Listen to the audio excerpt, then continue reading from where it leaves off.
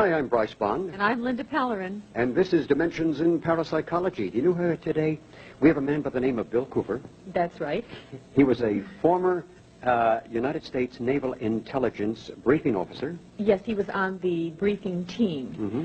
And also, when I was reading some of his material, he says something interesting in there. He's just out there to preserve the Constitution and the future of mankind. He's a true patriot. What we Yes, call, he we could call him the Ralph Nader Rambo of revealing secrets.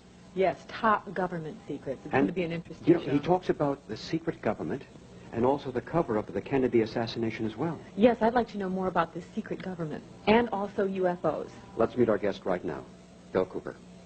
This is our guest, Bill Cooper, and he was with Naval Intelligence. And, Bill, I want to thank you very much for coming on the program. Thank you for having me. You're a big guy. Well, you don't see my father. You mean he's bigger than you? Oh, yes, he's bigger than me. I sit in one of our lawn chairs in Arizona out in the lawn. It's beautiful there. And he came to visit and sat in the same chair, and it collapsed. Oh, my God. Bill, I want to find out why you got into this. I mean, you're the Ralph Nader Rambo for revealing secrets that, you know, that obviously the government wants to suppress and not let us know about. Well, they do want to suppress them, but I really don't like or want the label of a hero or a Rambo or anything like that. I'm no different than any other average American person. I just happened to see something in a particular time in my life that set me off on a search that has resulted in... What was that? Well, it was in 1966 when I was with the Navy. One of the things that I saw was a UFO, what they call a UFO. Mm-hmm. Of course, this wasn't unidentified. This was a craft. And it was approximately the size of a midway-class aircraft carrier. Came up out of the ocean while I was the port lookout on a submarine between Pearl Harbor and the Portland, Seattle area. Tumbled on its axis and went up into the clouds. It was metallic. It was a machine. There was no doubt about it. It was witnessed by myself, the captain, the officer of the deck, the starboard lookout, the chief quartermaster, Chief Quintero, who took photographs of it. Mm-hmm. And we were told that it was classified and that we were not to discuss it, not even amongst ourselves. And, you know, all my life I had never believed in these things, although I had heard many stories about them. But that was probably the most significant, eye-opening, mind-opening event that's ever happened to me in my life. And later I was attached to Naval Security and Intelligence, and while I was on the intelligence briefing team for the Commander-in-Chief of the Pacific Fleet, I saw top-secret documents that came across my desk in the process of preparing briefings on incidents involving naval ships and naval personnel or naval stations and UFOs that it flatly stated that UFOs are real. They're machines. They're piloted by extraterrestrial beings. Another intelligences, in other words. Right, other intelligences, and that they're interacting with the United States government secretly. And it's really wrong to say the United States government because it's really a secret organization that was created under a governing body called Majesty 12, sometimes called Majority 12, nicknamed MJ12. Okay, this is nothing to do with the secret government, is it? This is another branch. No, this has something to do with the secret government because through this organization, the secret government actually controls the executive branch of the United States of America. Okay, now, I want to go back because you have a lot of information. I want to go back to the MJ12 and also what they've seen on the documents and what you've seen and all the other questions that we have to ask.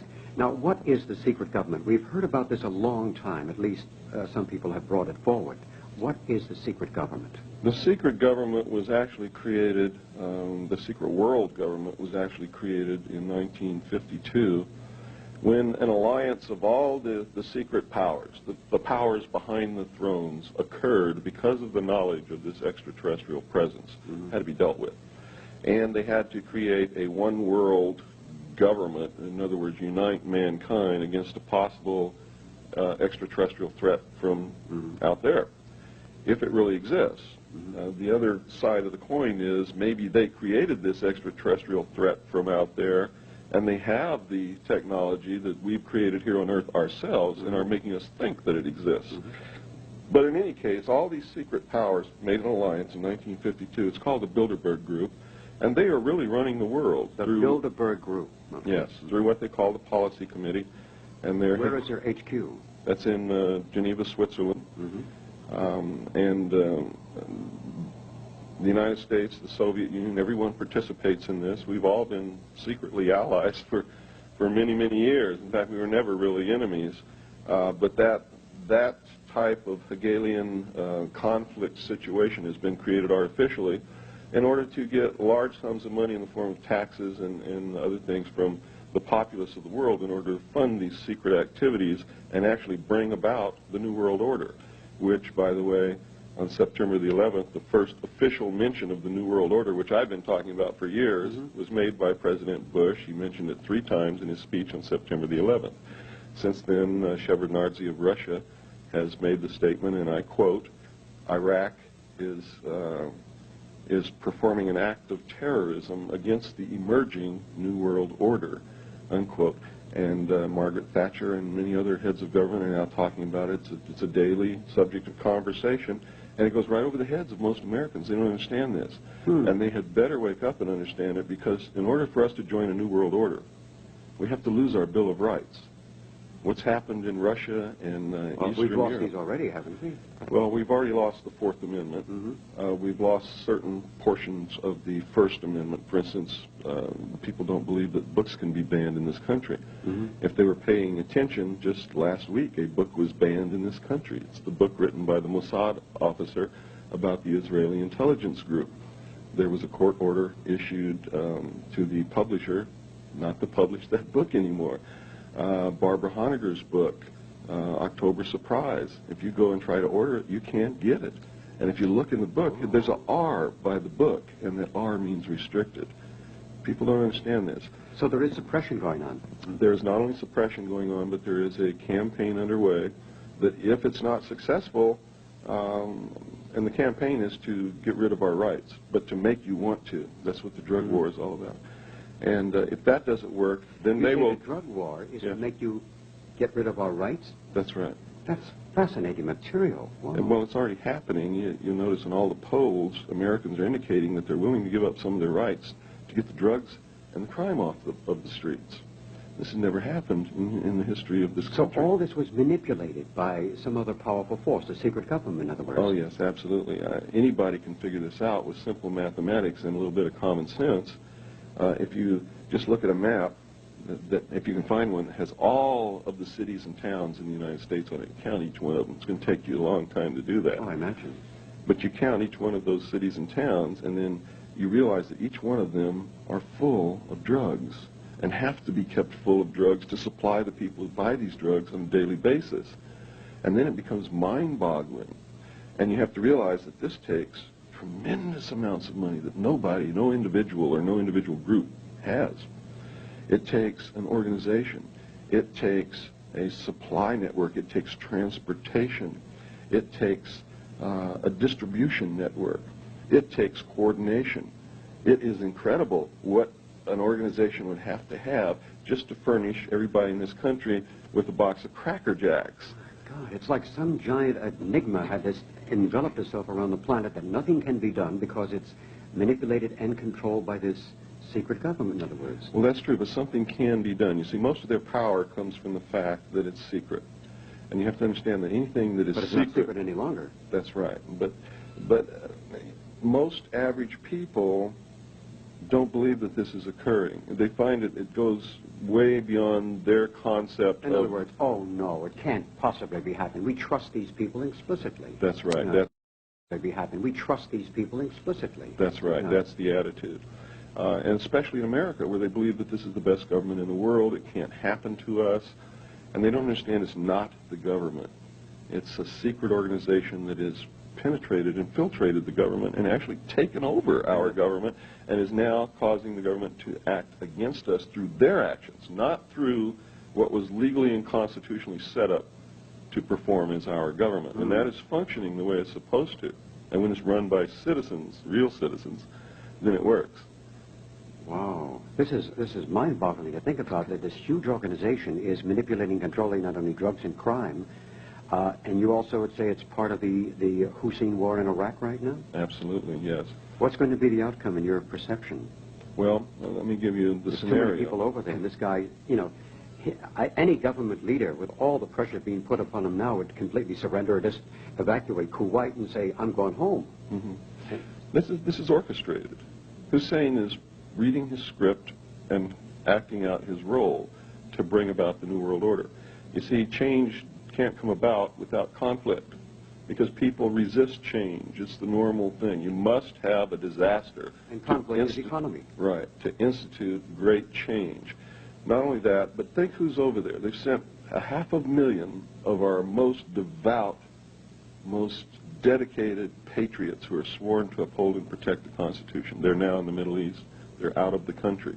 They're in a position, in a foreign environment, very hostile environment, where they can be killed very easily with chemical warfare. And I have to tell you this from my stint in the military, that our troops have no protection in a desert environment against chemical warfare. Those men are dead.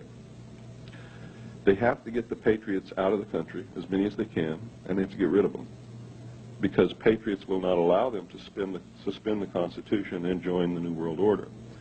The ones who are left, when this happens, are targeted and will be rounded up in the dead of night, probably on Thanksgiving, Christmas, or New Year's, when they know that everyone will be home, in order to bring about the New World Order, to join the New World Order.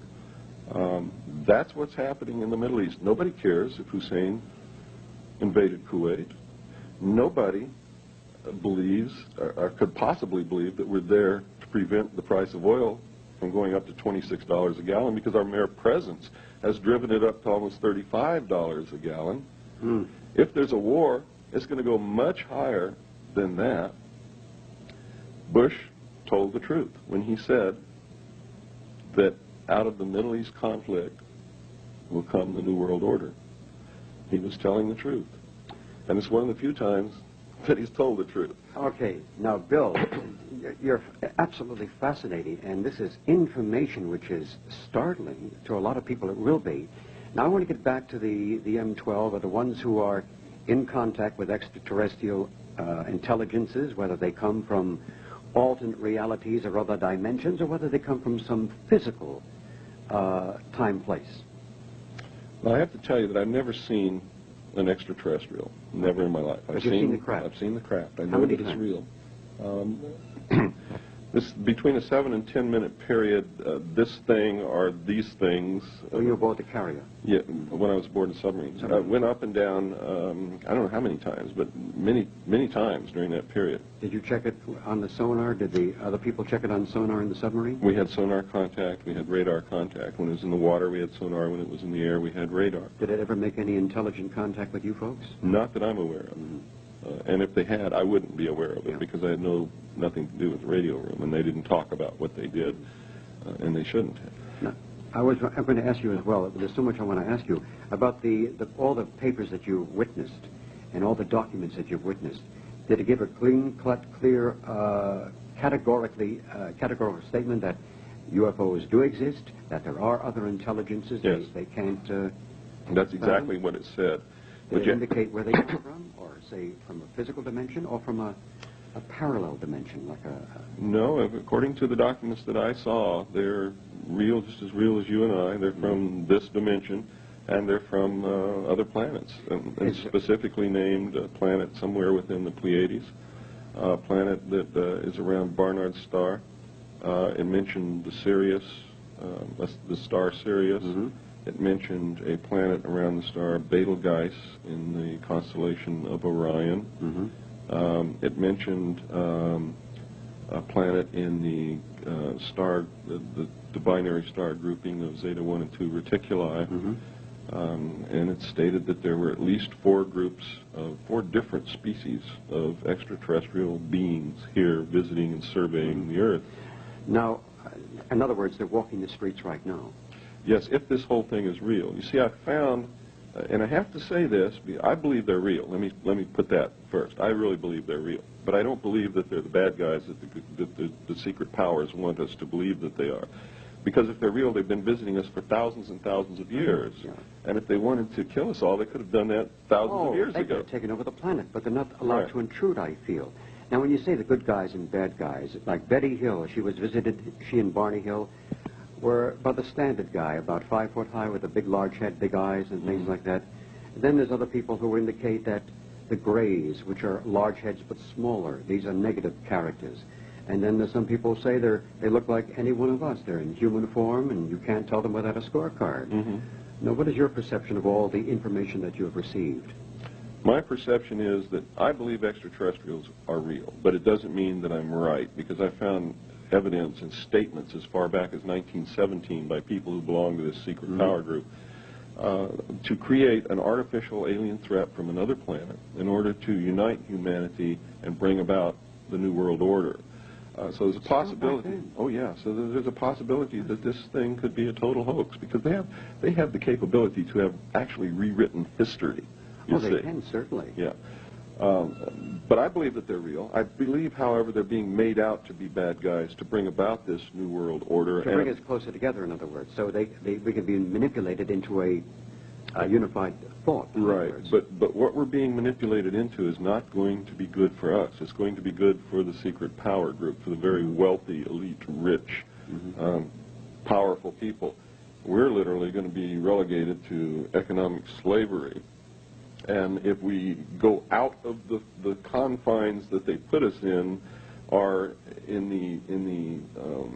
the pattern of actions that they wish us to act out, they will simply put you into a camp which is going to be called a mental treatment center to reprogram you. Much like those camps they put the Japanese American citizens in during World War II. Right, and if that doesn't work, it's extermination time, because they're not going to mess with anybody. In other words, they're going to start... in other words, your life would be threatened too, wouldn't it? My life was threatened many times? Forfeit when I first opened my mouth. But, you know, I had to make a decision. Am I going to live out my life knowing inside what I know and betraying my fellow man and hating myself for that? Or am I going to speak up and tell people what I know and have some self-respect and be able to go and meet my God and look him straight in the eye and say, I did a good thing? Well, you'd have been congratulated. Well, I think this is the choice that people have to make on a daily basis, whether they know what I know or not, in order for this to be a good world. Because if everybody acted in that manner, we would never have any problems on this earth. Are there many people who want to ridicule you and put you down? Well, that happens all the time. It comes with the territory. Absolutely. And at first it hurts and it stings and it feels terrible, but after a while you get used to it. You don't even pay any attention to it after that.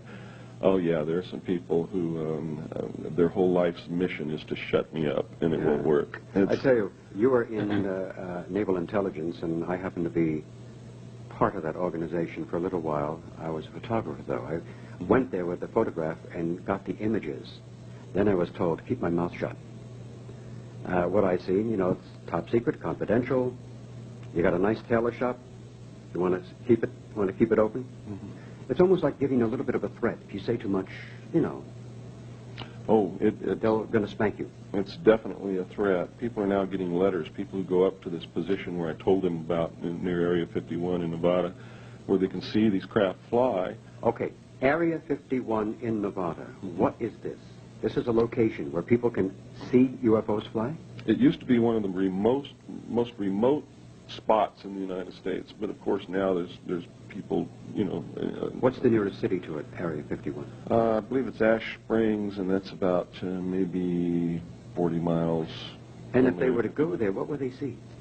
They will actually see these craft, what we call flying saucers, flying in the air. Not the big baby that you saw from the submarine. No, no. They'll see the little scout ships or something like that? They'll see those about 30 feet in the saucers flying in the air. Not the big baby that you saw from the submarine. No, no. They'll see the little scout ships or something like that? They'll see those about 30 feet in diameter. They'll see them fly. They're piloted by United States personnel, pilots. They are. So these UFOs they're created by Americans? I don't know if we have the capability to build them or not. Have they been given to us and we're being trained to be able to fly them? According to the documents I saw, if aliens are real, if I wasn't being used as a pawn, 3 of them were given to us and we recovered many more that have crashed on the Earth. Well, we hear about, what was it, the Hangar 18 out at Andrews Air Force Base. We hear about another one, the Roswell, New Mexico incident, where these craft have crashed and they have their little guys on ice or something like that. And the one where Eisenhower went into a hangar in California and was given 3 days to clamber aboard a spacecraft with the scientists. They were told not to touch.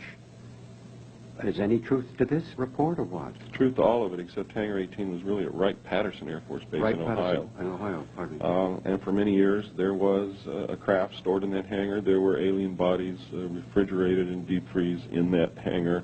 But you see, the story leaked out.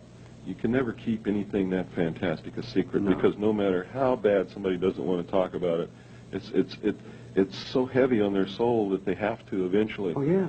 So there were so many stories going around about Hangar 18 at Wright-Patterson that they had to move everything out of the hangar, and eventually they actually let in a TV crew who filmed the inside of the hangar and showed that there was nothing in there, but that there were some strange things in there that are not normally found in an aircraft hangar, such as freezers. Well, that could be for storage cryonics. in the wall. Yes. Cryonic experimentation of, freezing the person so he can be resurrected again. So, from what I gather, they have moved some of the artifacts, at least from what I've heard, to Quantico, Virginia. Or some behind in Las Vegas, Nevada, and some agricultural station. There's an alien technology unit in Las Vegas, near Nellis Air Force Base. Super secret. Trucks go in and out of there, always escorted by security vehicles. At night, there's the most incredible light security thing set up around a fence that you can see through binoculars. And I don't really know what goes on there, but Alien Technology Center, I mean, they're not talking about the Mexican people, and they're not talking about Canadians, and they're not talking about people from Africa. They're talking about extraterrestrials when they're talking about Alien Technology Center there at Las Vegas. As far as Quantico, I don't know if they moved anything to Quantico, but I know that in Camp Lejeune, North Carolina. Yes, people have indicated to me that there are alien craft stored in hangars at Camp Lejeune under heavy guard, and it's under a project called Project Hanel. I've heard this from many different sources, all ex-Marines who were stationed at Camp Lejeune. Bill, have you ever seen any photographs of some of these extraterrestrials who were basically killed when their craft crashed? Yes, I saw photographs of them. I saw the autopsy reports. What do they look like? The ones that in fact, you can get a beautiful description from them. Just read Whitley Strieber's book, Majestic. I was really suspicious of Strieber because he never referred to extraterrestrials. He never called them what his mind would tell them that they are, demons or angels or extraterrestrials. He always called them the visitors. And that's an indication to me that something was not straight with Whitley Strieber. When he published Majestic, I read that book, and it is the actual true account of the Roswell incident, and there's only one place he could have got it, because I saw the documents that this information From the came horse's mouth, in other words. From the horse's mouth, which means that Whitley Strieber is really working for the Central Intelligence Agency. And I have to tell you that everything in that book is absolutely true. The documents in there are the real documents. The only thing that's been changed is the name of the people, and the name of the projects, and the name of the organization. It's Operation Majority, not Operation Majestic 12, and so on and so forth. The person who is the main character is really portraying James Forrestal, and all this information came out of Forrestal's secret diaries. He was the man who was in control of the actual Roswell recovery back in 1947, and they killed him by throwing him out the window of the Bethesda Naval Hospital because he was talking about it. He wanted to tell the world what had happened. Well, on that note, we're going to continue with Linda next. I'm Linda Pellerin, and this is Dimensions in Parapsychology, and our guest today is a man by the name of Bill Cooper, who has absolutely been fascinating me as I've been filming this show.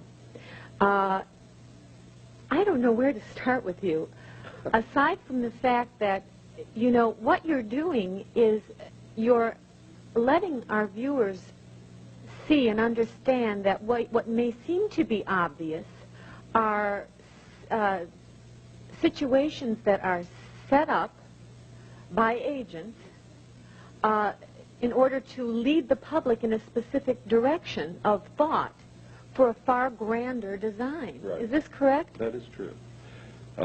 You have to understand that if aliens are real, it's the most closely guarded, highest secret that not just this government, but all the governments of the world are trying to contain for their own reasons.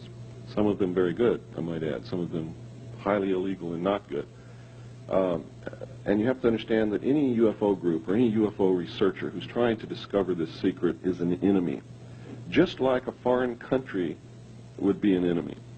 And just as they would go after foreign agents and foreign intelligence organizations to stop them from discovering the truth, they go after researchers and UFO organizations and magazines and all of these things to make sure that you don't discover the truth, and you only find out what they want you to find out, and they do it in ways that some of it is the truth, some of it is disinformation. Many times they pick people that have titles, people that are well respected in the public eye.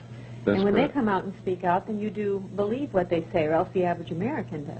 Sure, and they create situations that will make you believe them. For instance, the artificial antagonism between Philip Klass and Stanton Friedman. Uh-huh. You see, this is all a show. It's all show. It lends credibility to Stanton Friedman. How about when Whitley Strieber was on the air, I think it was on the Mike King show, across from, I believe the man's last name is Blum. Howard Blum. Yeah, Howard. If you just read his book, Out There, I haven't read it yet, but I was thinking of it. you need to read it because it's a classic case of government disinformation. That's why I'm getting into this. You see, if the documentation that I saw is real, and I believe that every bit of it is, Okay. then the United States did not create a working group to look into the situation of aliens in 1978 or 76 or 82 or any other time. Uh-huh. Either Howard Bloom is working with them to put out information that would tend to make the average public not believe the true facts, Yes. or he's being fed information to write in his book That's incorrect? that's incorrect.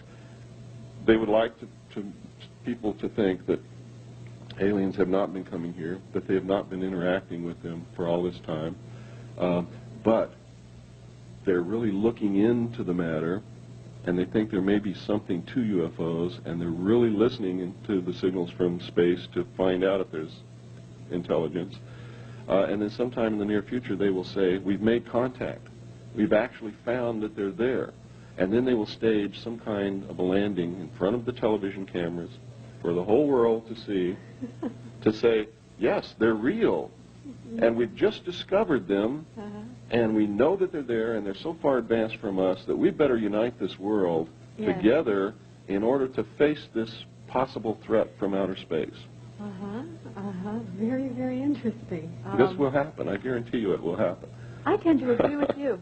You know, now also, we have Bud Hopkins, who's written books, and we have the Whitley Striebers and the Blooms, or Blum, I'm not sure how you pronounce that. Are these men, would you say that they were agents? Whitley Strieber absolutely is. So is Bud Hopkins. Howard Bloom, I don't know if he's an agent or if he's just been fed information to write. I always about. wonder about people that will state things, and then when you ask them to qualify it or give more information, they say it's A, either not important, or B, they try to make you feel foolish on the air for even asking it, or C, they deny it. You know, what are you talking about?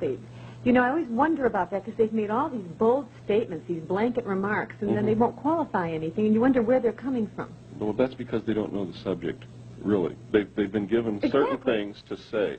To go beyond that, they can't field those questions. They can't talk about it because then they'd be making up information, and they would be caught in a network of lies. And you know, we Making up information, and they would be caught in a network of lies. And you know, we had a certain astronaut on the air who, when I was going over his material, claimed that he felt that there was life there could have been at one time on Mars or Venus, and that there was life on other planets.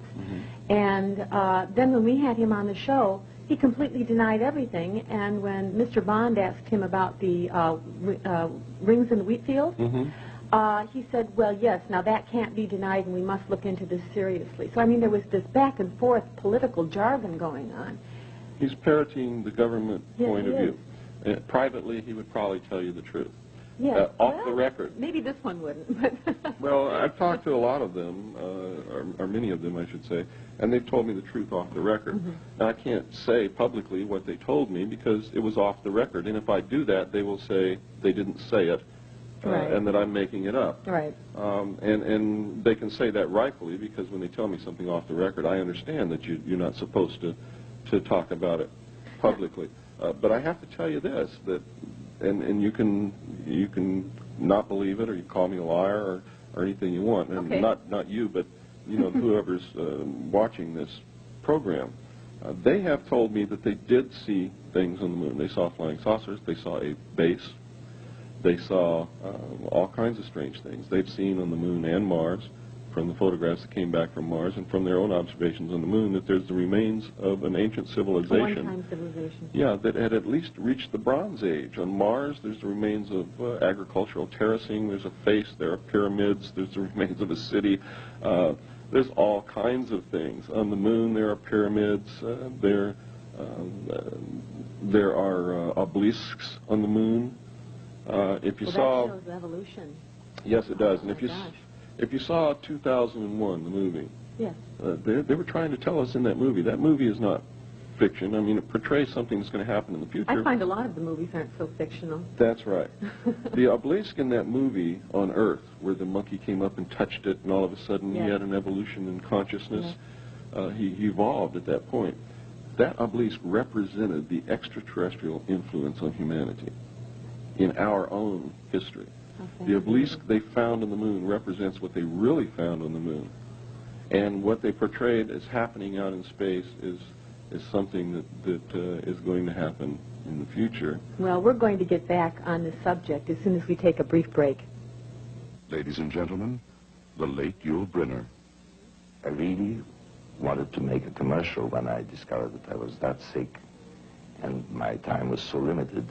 I wanted to make that commercial that says simply, now that I'm gone, I tell you, don't smoke. Whatever you do, just don't smoke. If I could take back that smoking, we wouldn't be talking about any cancer. I'm convinced of that. I'm Linda Pellerin, and this is Dimensions in Parapsychology, and our guest today is Bill Cooper. We were talking about UFOs and government secrets and cover-ups and all of those things, and people that pose as information getters and information givers that really may be secret agents leading the public into certain modes of thought. Now, before we get on, the Kennedy issue, the assassination, I would like to ask you if you know of, or who you know of, that has actually had an alien encounter. Who I know Physical alien personally? encounter. Yeah, not just the craft or the saucer, but if you know of anyone personally who's had an alien encounter that leads you to believe that that these aliens do walk. Yes, I've met several people. I probably would never have known it in my life if I had not come forward and talked. But they come to me to tell me about their experiences, and they call me and they write me. I have letters that are incredible, just absolutely incredible. Well, how about secret documents, though? Have you ever seen anything written where they've actually had captured or found the dead body of an alien? Oh, yes, and I've read the autopsy reports, and we found live aliens. In fact, the movie E.T. is the story of an alien which they called E.B., who was captured in the late 40s. They found him wandering in the desert, actually, just like the movie starts out. Right. And they were hot on his trail, and they finally captured him. And he lived until 1952. He died in June 2nd, 1952. Project Sigma was actually a result of his illness. They made a valiant attempt to try to contact his race, if this is all true, in space, in order to gain favor with an obviously technologically superior race that could have squashed us if they wanted to. It was an opportunity for us to say, hey, we found one of your people here. He's ill. We want to save his life. Please come and help us. They did establish contact. They did come to the Earth. It resulted in the meeting between Eisenhower and the aliens in 1954. But it was too late to save his life. He had died in the meantime. Have they established languages, or they must have, languages to communicate? From what I understand, at least this one particular group that we're interacting with, they have an object that's crystalline in nature that they can hold in their hand. I guess it's like a computer. When they talk or transmit whatever it is that we're receiving that we understand as English, this device is what makes it possible. And when we talk back to them, this device makes them understand us. Crystal translator. Well, I don't know if it's a crystal or what it is. The documents describe it as being crystal in experience. But we know that if we could ever unlock the secret of the crystal, we know it's a radio transmitter and a radio receiver. Crystals transmit radio frequency. Right. They also receive radio frequency. You can make a radio receiver in your home with a crystal, with no power source. You don't have to plug it in the wall or anything. You can receive radio signals with a crystal. We also know that its structure indicates that it could be used as a storage device for information if we could unlock the secret of how to do that. And scientists are trying to work with that to find that out right now. And if we ever do that, we'll be able to store probably the entire knowledge of the world in one quartz crystal about the size of Well, that would be efficient. Yes, it would be very efficient. Quite extraordinary, too. Now, getting off this subject a little bit and jumping over to the Kennedy assassination, what do you feel really happened there? What have you read, or what do you know that we don't? Well, I know that Kennedy knew about the drug situation, and he ordered them to stop bringing drugs into this country and selling them to the American people. He ordered them also to divulge the presence of extraterrestrials on this earth to the American people within 1 year, and he ordered them to develop a plan to make that possible. They decided that it was premature, and of course, the large sums of money that are derived from drugs, they not only wanted that money to finance their black projects, but they were deriving personal profit from this also. It's just beyond the capability of a human being to resist temptation of that magnitude, I believe. I believe that our teachings are right when they say don't put yourself in an opportunity to be tempted. And they ordered his assassination, and the people involved were Division 5 of the FBI, the CIA, the Secret Service, and the Office of Naval Intelligence, who performed all the changes on the body. They're the ones who did the autopsy. Navy was in charge of the body from the time that it left Parkland Hospital until the time that the autopsy was finished and the body was buried. They switched his brain with that of someone else so that no one would know the true nature of the projectile. Oswald never fired a shot. He wasn't even up on the floor. He was down in the entrance of the building when this happened. And I'm going to show photographs that prove that. We have a photograph of Oswald standing in the doorway of the building as the motorcade passes by. And we have photographs of him after he was arrested wearing the same exact clothing. It's Oswald, there's no doubt about it. And we know we have a film, and I'm going to be showing it today here at the Whole Life Expo. And nobody's ever seen what I'm going to show today. I've shown a photograph that shows who killed Kennedy, who actually shot him in the head. The long shots all missed except for the one in the throat. Is the man still alive today? No, he died in 1985 of cancer. It's a shame that he's not alive today. But we have the film that shows him actually turn around and shoot President Kennedy point blank with the pistol in his left hand over his right shoulder.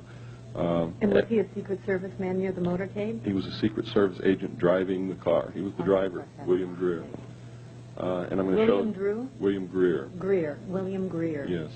And today I'm going to show a film that nobody's ever seen before, and they're going to see it with their own eyes. How'd you get it, Bill? Well, I got it from a CIA agent. His name was John Lear. John Lear, okay. Yeah.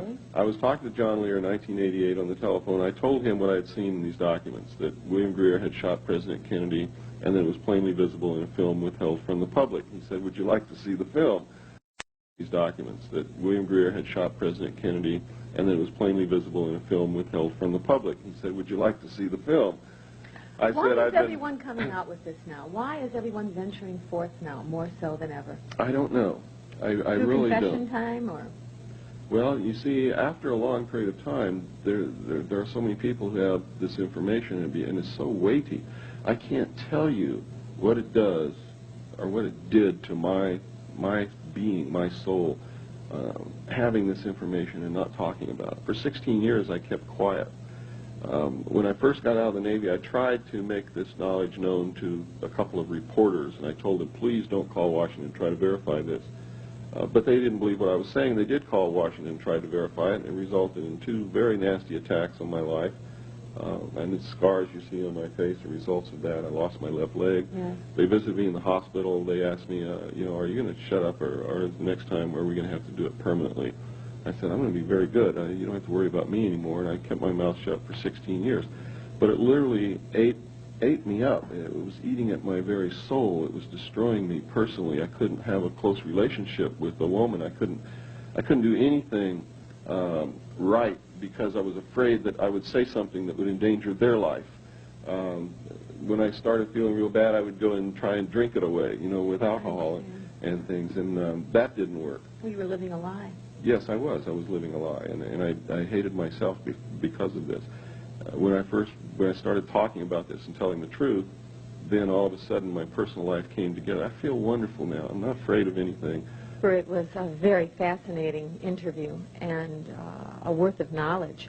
And I'm so happy that we had you on the show, and I hope we have you back again. Well, thank you. All right, and thank you very much. And Bryce will be right back. Thank you, Linda. Continuing now on Dimensions in Parapsychology, our guest today is Bill Cooper. He's an extraordinary man who really, something that's been bothering him for many, many years, and it's like a festering cancer within inside that he had to validate and get rid of for his own personal, normal life. And some of the things you've been talking about are really mind-boggling to think about.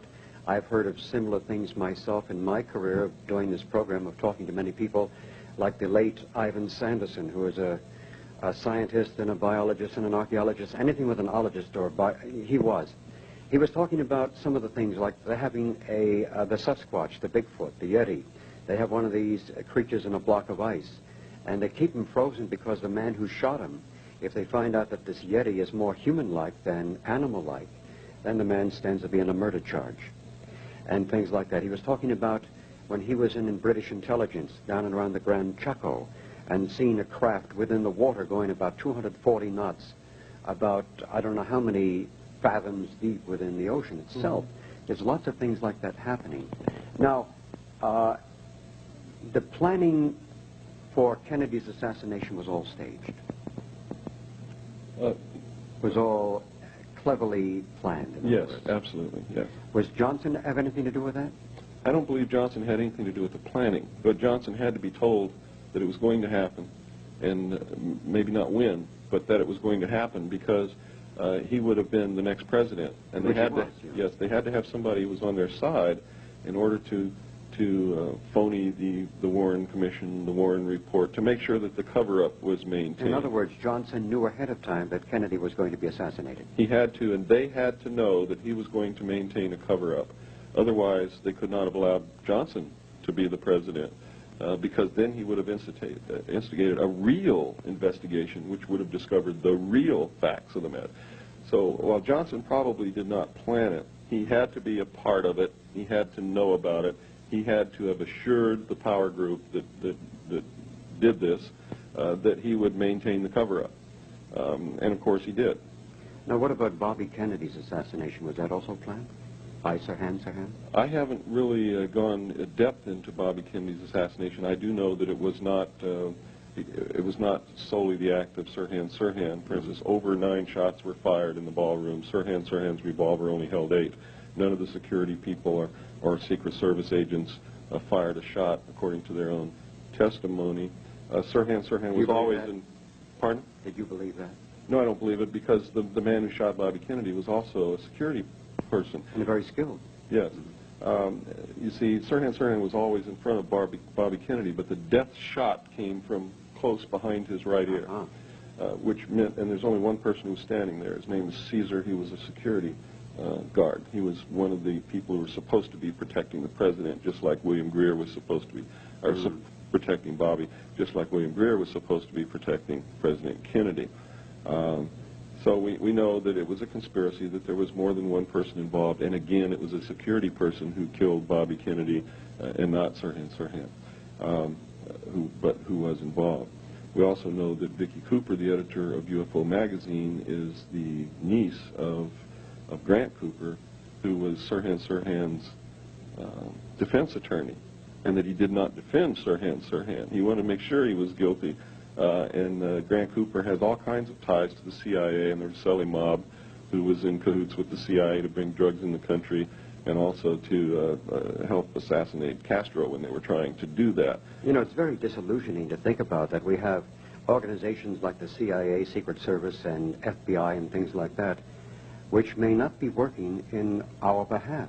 I can guarantee you they're not. They're working for the secret world power structure toward a new world order, a one-world government. They're actually working to destroy the sovereignty of the United States, to destroy the Constitution so that this new world order can come about. The intelligence community has never worked for the American citizen. It was created to serve the secret structure. That's why the laws governing it are set up so that nobody can look into what they're doing. Do you realize that the National Security Agency, by executive order of the President of the United States, is not subject to any laws of this country or any state in this country? And the executive order states, it says that the National Security Agency is not and will not be subject to any law unless it is specifically stated in the law that the National Security Agency is subject to that law. So all these people who are in this organization, if they do something, a minor infraction, they can't be touched? Like That's right. Immunity for some diplomat? They can do anything they want. They're completely outside the law by executive order. Now, an executive order is a law written by the President which violates the Constitution, which says that there shall be separations between the branches of government and that Congress is responsible for the legislation. So they're setting these people up as little tiny mini demigods. That's exactly what they're doing, yes. My God, that's a nice place to live. Now, do you feel that any extraterrestrial intervention, some other higher intelligence, will intervene eventually? No, I don't. And I'll tell you why. Why would they? I'm so disappointed in all these people who say, well, I don't care what happens now. I'm not going to do anything to stop it because the benevolent aliens will come down and take me off of this planet when it happens. No way, right? No way. Why would they? Why would they take us to their planet to destroy their planet like we're destroying ours? Exactly. There's no reason for it. The first law of any sentient being is self-preservation, and they're going to do things in their own best interest. And for their own best interest, they better not have any human beings on their planet. That's right. We need to change ourselves first. We need to become what we would like others to be. In other words, everybody says, well, I wish the world was this way, and I wish that person was that way, and they stop doing this to me. They don't realize that if they would first be the person they want Bill, are others you to be. a religious guy? You believe in God? I believe in God, yes. You're a spiritual definitely. being, more so than a religious person, I imagine. Yes, that's the way I would say So it. the deity basically lives within you, and if people can touch into that within themselves and look for the good Right. in themselves and all mankind, Yes. then we could overcome what is going on at the present moment, eventually. Right. One of the greatest misconceptions that anyone can have is that man is God. Man is not God. We're a fragment of that. We are a fragment of God, but man has to understand that no part can be as great or greater than the whole. So man cannot set himself up as God. People who think that man is God and worship knowledge and technology and believe that by the use of knowledge and technology man can become God or can be God are actually practicing Satanism. And I'll tell you why. The worship of knowledge is Satanism. The concept that man can be God or is God is Satanism. Not because I'm a Bible thumper or anything like that, but because if you believe the story in the Bible that Satan enticed Eve to pick the apple from the tree of knowledge and make Adam eat it, which is the original sin, The myth, yeah. then you have to understand if that apple represents knowledge, then the worship of that apple is Satanism because the whole thing was instigated by Satanism because the whole thing was instigated by Satan. And who is the serpent? The New World Power? I really don't know. Or the secret government? You have to understand that I'm not a prophet. I don't have any knowledge of all that. I would say, though, that they certainly worship knowledge and have the concept that through technology man is God. Therefore, I would have to say that's probably right, although I'm going to have to tell you and your audience, you have to decide that for yourself. Good for you. Now, I want to find out, what is your future sight see? What is your precognition? Can't even pronounce the word. What is your predictions for the future, especially when it comes to extraterrestrials or UFOs and things of this nature? Are there going to be any full-scale landings? Well, I believe whether they're real or not, there's going to be a landing. If they're not real, there's still going to be a landing, and there's going to be human beings dressed up by the sacred power structure. There was one basically at the World's Fair, and there was one at Freedom Land. They had a spacecraft parked out there. People could go aboard. It was like a dummy. But people certainly said, wow, I'm going to go aboard that. Did you see the ending of the Olympic Games in 1984? Yes. You should get a tape of the closing ceremony. It was occurred at night, and the UFO... A spacecraft held by a helicopter. Well, it wasn't held by a helicopter. There was no helicopter up there holding this thing. They'll tell you that, but it's not true. Can you imagine the liability that they would have if they were carrying this thing suspended on a cable underneath a helicopter over the heads of hundreds of thousands of people? They wouldn't do it. You're meaning to say that that thing used in the 1984 Olympics, the closing ceremony... was under its own power. Was under its own power? Yes. That's fascinating, with these laser lights dancing out of it? That's right. There was no helicopter. There was no cable. Whoa, that is heavy news. Now, the other thing is that there was a movie called, what was it? It had Michael Rennie as the star. It came out, I think, 1952, the day the Earth stood still. Mm-hmm. Now, they indicated something like that did happen, but without the robot. Something like that did happen, according to documents that I saw. There was a landing. Now, I don't know about the being shot and being chased all over the place. Mm-hmm. That I don't know about. I didn't read anything like that. But there was a landing that they said that they wanted to help us with our spiritual development. But before they would do that, we had to destroy our nuclear weapons, and destroy our nuclear power plants, quit fooling around with radioactivity, because it would destroy us and destroy the Earth and would have profound effect upon the universe, because they said that everything is connected. Everything, and whatever happens here will affect the whole universe, will affect everything. And if we go out of balance, they go out of balance, and they're going to prevent that from happening. That's what they said. The other side of the coin is, what if they really were not so friendly? And what if they were pretending to be in order for us to destroy our nuclear weapons? You see, that's what the government was faced with. They didn't know. Well, and they couldn't take the chance on disarming our nuclear weapons on the say-so of someone they didn't know anything about. Well, the funny thing is that 20% of the population who is into spiritual matters and metaphysical programming or whatever, they come out with the general consensus that this is not the case, that they cannot intrude and do something for us. We have to do it ourselves, and on a spiritual level, eventually to eradicate it by proper thinking, proper thought, and everything else. This is what I believe. Now, I believe the same thing. The other thing, there's an indication, there's a rumor going around that the movie Close Encounters of the Third Kind, that half the money that was used to produce this was put up by the USIA. A lot of these movies about aliens, they're portraying real events. All of a sudden, the script shows up and the money shows up. Mysteriously. Mysteriously, yes. And, I just used to live in California. I know a lot of people in Hollywood.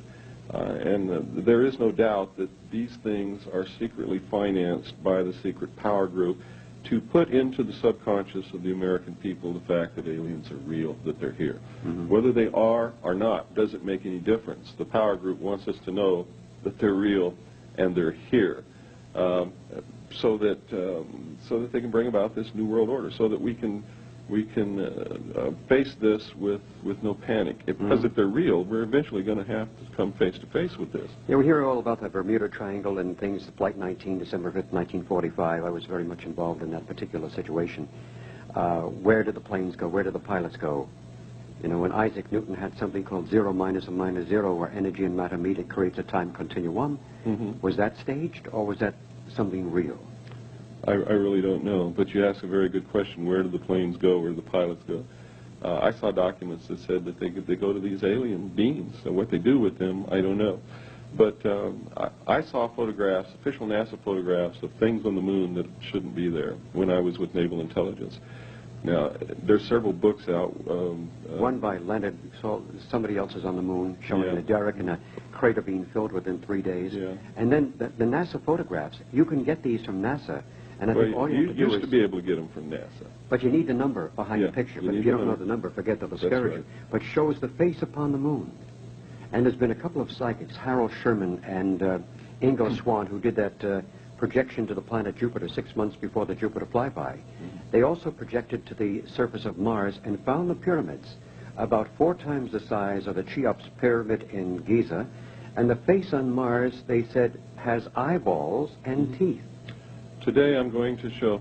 one reason I've never shown these photographs of what's on the moon and Mars is because I could never find photographs that I could prove were official NASA photographs. Even though you may have the photographs, even though if you have the photographs, if you can't prove they're official NASA photographs, they're always called into question. I have found now 3 books, official NASA publications, published by NASA, printed by the United States Government Printing Office, that shows the things on the moon. They were hard to find because when NASA discovered that they had published books with this information in it, they pulled them. They sent agents out and pulled them all out of libraries and out of bookstores and everywhere. But I knew that you couldn't pull every one of them, and we finally located a copy of each one of these 3 books. I'm going to be showing slides today. So you photographed all the good pictures? We photographed the cover of the book, the fly page that said it was printed by the U.S. Government Printing Office. We have photographed the pictures in the book. You're going to see pyramids on the moon, pyramids on Mars, agricultural terracing on Mars, the face on Mars. You're going to see tanks and towers and a Christian cross on the moon. You're going to see a World War II bomber lying beside a crater on the moon. A B-59, I heard it was. Well, it looks like a B-24, actually. It looks like a Liberator B-24 bomber. Okay. You're going to see mining machines. You're going to see something, a machine in a crater throwing dirt out of the crater over the rim.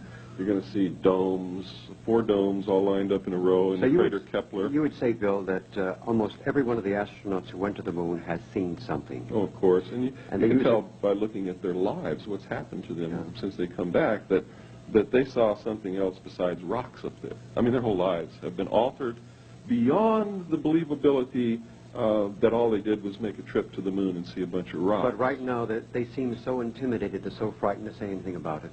Well, they are. They are, because then they will be instantly ridiculed. They'll be subject to 10 years in prison, $10,000 fine, loss of all pay and allowances due or ever to become due. They will be no longer a hero. They will be subject to public ridicule. But I'm going to show today a letter from Gordon Cooper, and in this letter, he wrote it to the UN. He says extraterrestrials are real and they're here. Bill Cooper, I want to say thank you for that. Now, if a person wanted to reach you, how would they do that? I have a hotline in Los Angeles. It's 213-281-8222. Once again. 213-281-8222. Or they can write to me at 19744 Beach Boulevard, Suite 301, Huntington Beach, California, 92648. That's a deal. Bill Cooper, I want to say thank you very much. You've been a wonderful guest and a tremendous amount of information. And it boggles the mind. And I hope we can do it again sometime soon. Thank you. Thanks again. I am mind-boggled, Linda. I cannot say. I feel good. Yeah, I feel good, too. But the sincerity of Bill Cooper is remarkable. I feel he's such a genuine guy. Yes, and he has evidence. I love it. He's got evidence, and he's got tremendous amount of information. And I think he's a most remarkable man because he's coming out publicly to state this information. You know, many times on the air we say, oh, this person's a pioneer, and that person, this man really is. And he's a very brave soul, and I'm very, very glad that I was able to meet a hero in our time. I agree. Our time is up. Yes, it is. I'm Bryce Bond. And I'm Linda Pellerin. This has been Dimensions in Parapsychology. And have a wonderful day.